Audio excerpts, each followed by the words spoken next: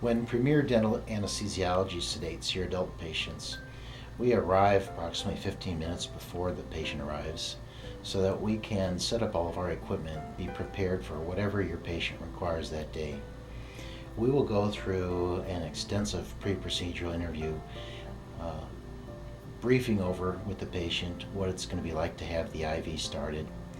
We're going to discuss with them the NPO guidelines to make sure that they have followed those, and then we will also see how they have done since the time of the telephone interview that was conducted in the days or weeks beforehand. Come as a team of 2 people, an anesthesiologist and either a nurse anesthetist or anesthesia assistant. We have the capacity to just simply sedate your adult patients.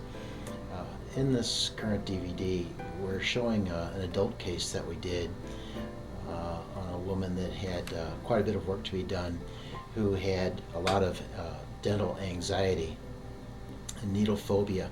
We bring with us an anesthesia monitor, it's like we use in our operating room, which is linked to a oxygen cannula that we place in the patient's nose, which provides not only oxygen but also samples expired gases, so that we can very closely monitor the patient's ventilation status.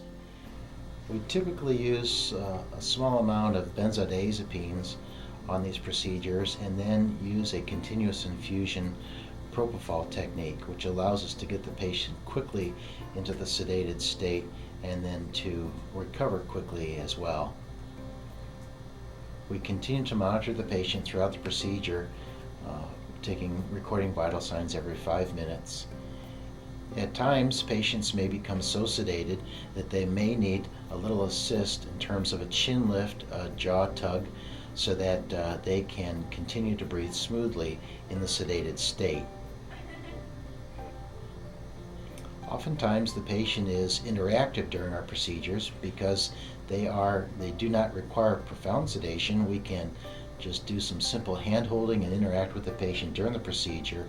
That topped with a small amount of propofol infusion, you can see that the patient is very compliant, very comfortable, and certainly not experiencing any dental phobia at this point.